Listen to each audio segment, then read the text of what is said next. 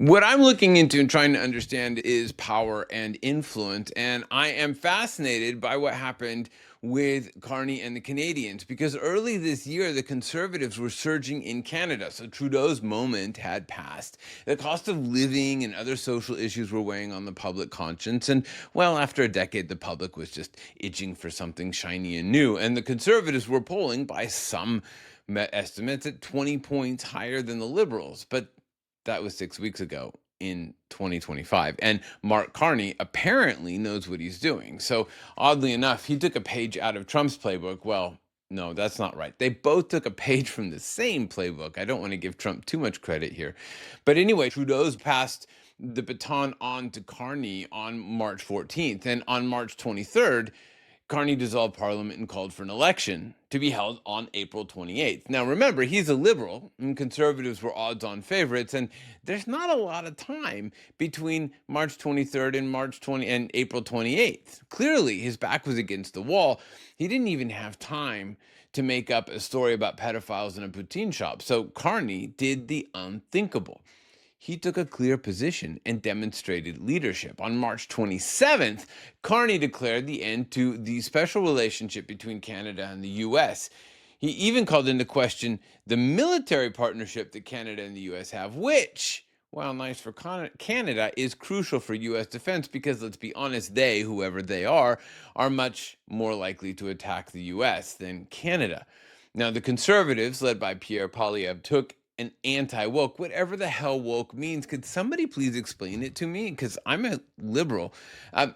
Trump light, but definitely not like Trump at all. But still, we don't want to upset the Americans. Now, do we? Kind of a stance. You know, kind of like the Democrats in the US as they flop around like a beached fish, bemoaning the world's unfairness and gasping for air. Or, as Chuck Schumer does, writing letters to Trump with strongly worded questions. Now, Carney was clear. He took a stance and gave Canadians a clear choice, a definitive position they could support against Trump's America or whatever the Conservatives were going on about.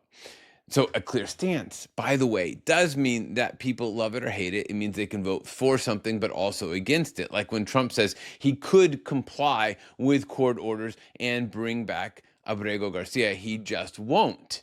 That's a clear, definitive stance against things like democracy. So take that, strongly worded questions. But the masterstroke that Carney did, I guess that's how you phrase it, was doing this while calling elections and being behind in the polls. So he essentially told them, hey, I will stand up to Trump if you give me the power to do so. And he gave them the option to give him the power to do so. He didn't hedge his bets. Canadians had a clear choice. And that 20-point conservative lead evaporated into a liberal win on April 28th. Today, Carney has a real mandate. The funny thing is that this is what Trump does. As bizarre, inconsistent, and bumbling as Trump's statements are, he is also definitive. You know what you get with Trump, or you should, because he explains it to you. Carney's advantage is that he's definitive and smart and cares about things like the rule of law and his country's citizens. He plays Trump's game, but, well, he'll run circles around Trump. Which is the lesson for Democrats. Stop trying to make everybody happy and pretend that this is business as usual. Chuck, Senator Schumer, please stop sending strongly worded questions to a president who says he could comply with the law, but he won't do it. Stand for something, make noise, be definitive. Trump's gang isn't even favored by 20 points. So imagine what a strong, united, clear, powerful Democratic message could do, maybe even in 6 weeks. At least it'd be a lot more interesting than watching a dying fish write letters. I'd love to know your thoughts. Thanks for watching, listening, or reading. Please subscribe, share with your friends. I don't know. Tell me something. Frankly, it'd be great for my ego, and it would keep me doing more of this. So if that's a good thing, let me know.